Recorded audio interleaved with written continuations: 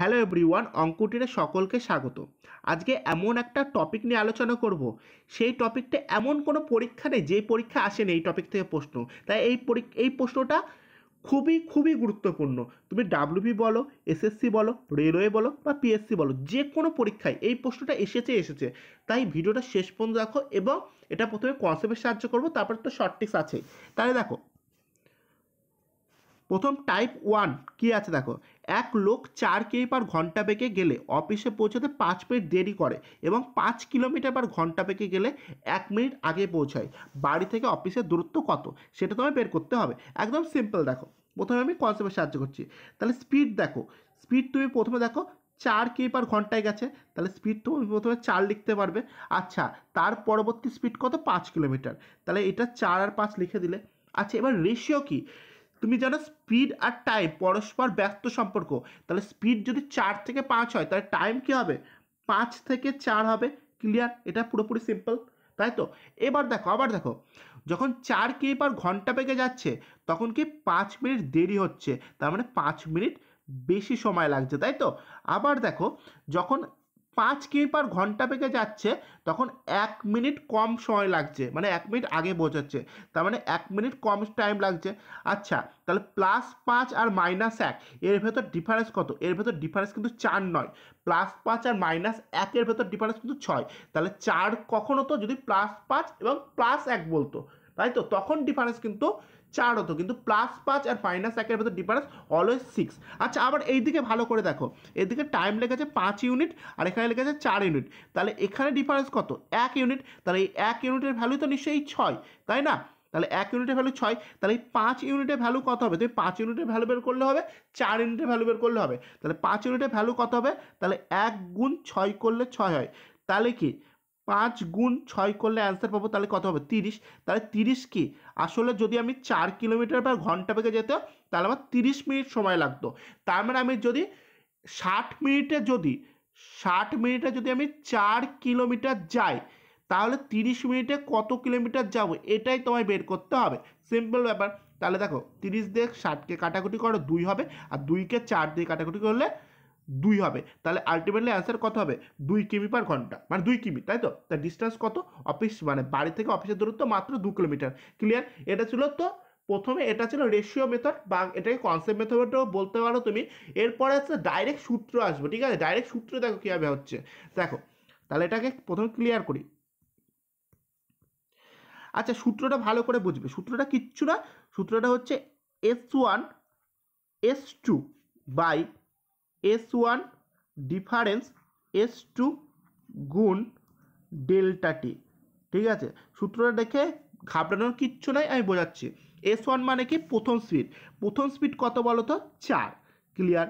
আচ্ছা, S2 মানে দ্বিতীয় স্পিড। দ্বিতীয় স্পিড কত বলো তো? 5। ক্লিয়ার? আচ্ছা, এবার 4 আর 5-এর ডিফারেন্স কত? মানে S1 ডিফারেন্স S2 মানে কি? 4 আর 5-এর ডিফারেন্স। 4 আর 5-এর ডিফারেন্স কত? 1। তারপরে গুণ, তাই তো? আচ্ছা, ডেল টি মানে সময়ের পার্থক্য। আচ্ছা, 5 মিনিট আর 1 মিনিট মানে কি? আবার বলছি, দেখো, +5 ছিল আর -1 ছিল। +5 আর -1 এর ভেতর ডিফারেন্স কত? 6। ঠিক আছে? আচ্ছা, এটা মিনিট ছিল, কিন্তু মিনিটকে আমি যদি ঘন্টায় কনভার্ট করি, তাহলে কত দিয়ে ভাগ করব? মিনিটকে ঘন্টায় কনভার্ট করতে গেলে 60 দিয়ে ভাগ করতে হয়। সিম্পল ব্যাপার। এবার ক্যালকুলেশন করে হয়ে যাবে। তাহলে দেখো, 6 দিয়ে যদি 60কে কাটি কত হবে? 10 হবে। আচ্ছা, 5 দিয়ে যদি 10কে কাটি কত হবে? 2 হবে। আর 2কে যদি 4 দিয়ে কাটি 2 হবে। ব্যাস, উত্তর বেরিয়ে গেল। একেরটা মানে এ হবে 2 কিলোমিটার, 2 কিমি হবে। ক্লিয়ার? এটা ছিল শর্ট ট্রিক্স। তাহলে দেখো, এবার শর্ট ট্রিক্সের সাহায্যে পরের অঙ্কটা করবো। ডাইরেক্ট শর্ট ট্রিক্সের সাহায্যে করবো। আচ্ছা, অমিত তার বাড়ি থেকে 3 কিমি/ঘন্টা বেগে স্কুলে যায় এবং তার স্কুলে 6 মিনিট দেরিতে পৌঁছায়, এবং পরের দিন সে 4 কিমি/ঘন্টা বেগে যায় এবং তার স্কুলে 10 মিনিট আগে সে পৌঁছায়, তাই তো? তার বাড়ি থেকে স্কুলের মধ্যে দূরত্ব কত? ঠিক আছে, চলো দেখো। আচ্ছা, তাহলে কি সূত্র কি? S1 into S2 by S1 difference S2 into delta T, তাই তো? তার মানে কি? প্রথম গতিবেগকে S1 বলো, তাহলে প্রথম গতিবেগ কত? এখানে 3, তাহলে 3 গুণ, তাই তো? পরের গতিবেগ কত? 4, তাই তো? 3 গুণ 4 বাই, তাই তো? এবার তাহলে কি করব? এই 3 আর 4 ডিফারেন্স কত? 3 আর 4 ডিফারেন্স হচ্ছে 1। ক্লিয়ার? এইটুকু সবার প্রথম। আচ্ছা, এরপরে দেখো, এবার দেখো বলেছে 6 মিনিট দেরি। 6 মিনিট দেরি মানে কি? 6 মিনিট বেশি সময় লেগেছে প্রথমটার ক্ষেত্রে, তাই তো? আচ্ছা, আবার আবার দেখো তো পরে কি বলছে, 10 মিনিট আগে পৌঁছে। 10 মিনিট আগে পৌঁছানোর মানে কি, 10 মিনিট কম সময় লেগেছে, তাই তো? তাহলে এই 6 আর 10-এর ভেতর ডিফারেন্স কত, কত বলো তো, 16। 4 নয় কিন্তু, আবার বলছি +6 আর -10-এর ভেতর ডিফারেন্স কত, 16। তাহলে তুমি এখানে 16 লিখতে পারবে। আচ্ছা, এবার তাহলে এটা যেহেতু মিনিট ছিল, এবার মিনিটকে ঘন্টায় কনভার্ট করলে কী করতে হবে বলো তো, সিম্পল ব্যাপার, 60 দিয়ে ভাগ করতে হবে। ক্লিয়ার? এইটুকু পুরোপুরি কাজ ক্লিয়ার পুরোপুরি। এবার দেখো কীভাবে কাটাকুটি করছি। 3 দিয়ে যদি 60কে তুমি কাটাকুটি করো, 3কে তুমি 60 দিয়ে কাটলে কত হয়, 20। আচ্ছা, 4 দিয়ে কি 2 দিয়ে কাটবে, ঠিক আছে? 2 দিয়ে কাটলে কত হচ্ছে, 2, আর এটা কাটলে কত হচ্ছে, 10। তাহলে কি 16 দুগুণে 32, আর 10 দিয়ে ভাগ করলে পয়েন্ট 1 ঘর আগে নিতে হয়। তাহলে অ্যান্সার কত হবে, 3.2। অপশন সি হবে রাইট অ্যান্সার। বোঝাতে পারলাম? তাহলে দেখেছো কত তাড়াতাড়ি শর্ট ট্রিক্সের মাধ্যমে হয়ে যাবে। আর তুমি শর্ট ট্রিক্সও ইউজ করতে পারো বা রেশিও মেথডটা ইউজ করতে পারো, যেটা পাস্টে দেখিয়েছি, ঠিক আছে? এর পরবর্তী দেখো, এর পরবর্তী টাইপ 2। টাইপ 2 দেখো ভালো করে দেখবে অঙ্কটা। একজন লোক তার বাড়ি থেকে যাত্রা শুরু করে এবং 30 কিমি/ঘন্টা বেগে ভ্রমণ করে এবং সে অফিসে পৌঁছাতে 10 মিনিট দেরি করে, ঠিক আছে? আচ্ছা, এবং 24 কিমি/ঘন্টা বেগে গেলে সে তার অফিসে পৌঁছাতে 18 মিনিট দেরি করে। আচ্ছা, এখানে কিন্তু আগে কোথাও বলিনি, দুটো ক্ষেত্রেই দেরি করেছে, কিন্তু আগেরটা বলছিল একবার দেরি করছে, একবার আগে পৌঁছচ্ছে, কিন্তু এই অঙ্কটা দেখো দুটো ক্ষেত্রেই দেরি। তাহলে যদি 30-এ যেত তাহলে 10 মিনিট বেশি লাগতো, তাই তো? আর যদি 24-এ যেত তাহলে কি +18 মিনিট বেশি লাগতো। এইবার কিন্তু এদের ভিতর ডিফারেন্স 28 নয়, এদের ভিতর ডিফারেন্স কিন্তু 8। ক্লিয়ার? তাহলে কি আগের সূত্র ফেলে দাও। তাহলে আগের সূত্র কী ছিল, S1 × S2। তাহলে S1 মানে কি, S1 মানে কি 30, তাই তো? যেহেতু প্রথম গতিবেগ 30। আর S2 মানে কি, S2 মানে দ্বিতীয় গতিবেগ 24, তাই তো? আর এই দুটোর কী হবে ডিফারেন্স, এই দুটোর ডিফারেন্স কত হবে, 30 আর 24-এর ডিফারেন্স 6। ঠিক আছে? ক্লিয়ার? এবার গুণ, তাই তো? এবার কি করব, এবার ডিফারেন্স কত, 8। তাহলে 8 মিনিট, আর মিনিটকে তুমি যদি কনভার্ট করো কিসে, ঘন্টায়, তাহলে কত দিয়ে ভাগ করতে হবে, 60 দিয়ে ভাগ করতে হবে। ক্লিয়ার? এইটুকু স্টেপ ছিল। এবার দেখো তাহলে কি হবে, এবার তুমি যদি এই 30 দিয়ে 60কে ডাইরেক্ট কাটো তাহলে কত হয়, 2 হয়। ক্লিয়ার? আচ্ছা, এই 2 দিয়ে তুমি যদি 24কে কাটো কত হয়, 12 হয়। আর এইদিকে 6 দিয়ে 12কে কাটলে কত হয় বলো তো, 4 হয়। ক্লিয়ার? তাই তো? সরি, 6 দিয়ে 12কে কাটলে 2 হবে, তাই তো? তাহলে কি 8 দুগুণে 16 হবে। তাহলে কি অপশন বি হবে রাইট অ্যান্সার। তাহলে দেখো কত সূত্র, মানে সূত্রের সাথে কত তাড়াতাড়ি তুমি করে ফেলতে পারবে। ঠিক আছে? আচ্ছা, এরপরেরটা দেখো। এরপর টাইপ 3, তুমি যদি রেলের পরীক্ষা দিচ্ছ তাহলে এই প্রশ্নটা তুমি অবশ্যই পাবে।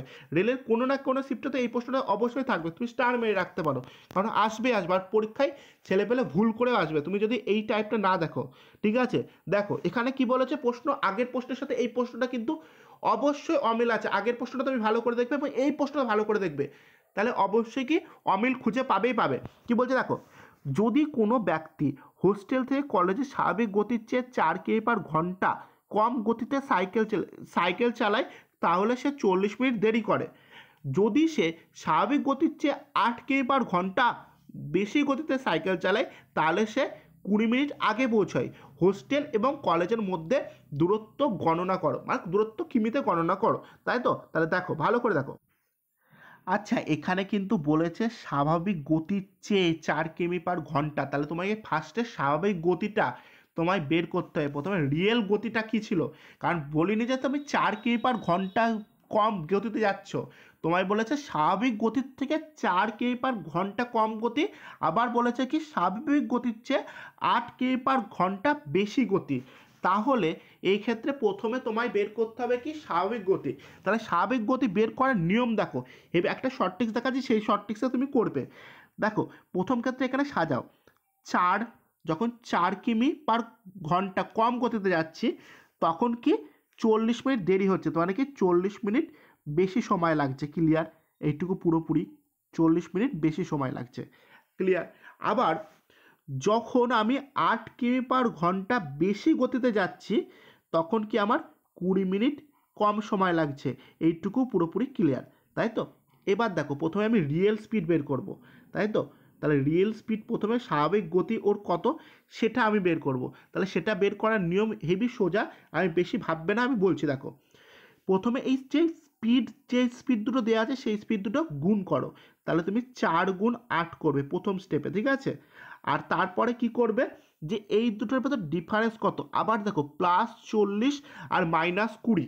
ঠিক আছে, +40 আর -20 ভেতর ডিফারেন্স কত হবে বলো তো? 60 হবে। ঠিক আছে, এইটুকু তুমি পুরোপুরি ক্লিয়ার। আচ্ছা, এবার লাস্ট স্টেপ যেটা করবে, 4 আর 20 গুণ করলে কত হয়? 80, তাই তো?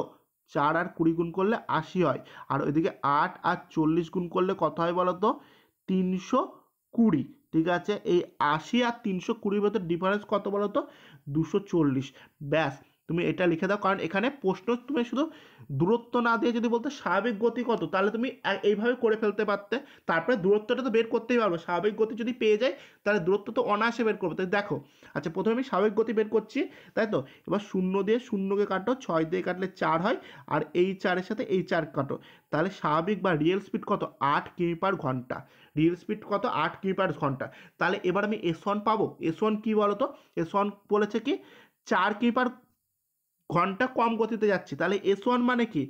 S1 মানে 8 থেকে রিয়েল গতির থেকে 4 কিলোমিটার পার ঘন্টা কম। তাহলে কি 8 থেকে 4 বিয়োগ করলে 4। আর S2 কি? S2 বলেছে কি যদি সে 8 কিমি পার বেশি গতি, 8 কিমি পার ঘন্টা বেশি গতিত, তাহলে S2 মানে কি হবে? 8-এর সাথে 8 যোগ করলে 16 হবে। তাহলে S1 S2 সবই তো পেয়ে গেছি। S1 S2 T পেয়ে গেছি। তাহলে সব, তাহলে কি আগের সূত্র দিয়ে বের করতে পারবো। তাহলে সূত্রটা হবে কি? S1 4 গুণ 16 S2, আর 4 আর 16 ডিফারেন্স কত? 12। তারপরে কি এখানে কি টি মানে কি 40 আর 20 ডিফারেন্স কত? 40 আর 20 ডিফারেন্স 60। আর যেহেতু মিনিটে ছিল, তাই মিনিটটাকে ঘন্টায় কনভার্ট করলে কি আবার 60 দিয়ে ভাগ করতে হবে, তাই তো? তাহলে 60 আর 60 কেটে গেল, তাহলে তুমি 4 দিয়ে 12কে কাটলে কত হয়? 3 হয়। ঠিক আছে, আর তাহলে হবে কি 16/3। তাহলে অপশন এ হবে রাইট অ্যান্সার। আশা করি বোঝাতে পারলাম। ঠিক আছে, এটাই ছিল সবচেয়ে ভালো টিক্স, এবং সবচেয়ে যাতে পরীক্ষায় তুমি এই টিক্সটা একবার দেখে নাও। ঠিক আছে, একবার দেখে নিয়ে এই ধরনের অঙ্ক 2-3 বার প্র্যাকটিস করে নাও। ব্যাস, কারণ রেলে এই প্রশ্নটাই আসবে। ঠিক আছে, আর তাহলে এবং রেলে যদি ভুল না করতে হয়, তাহলে তুমি এই টিক্সটা, কিন্তু রেলে 3টেতে একটা নেগেটিভ, সেই অনুযায়ী তুমি এই টিক্সটা একবার দেখে নাও, আবার বলছি।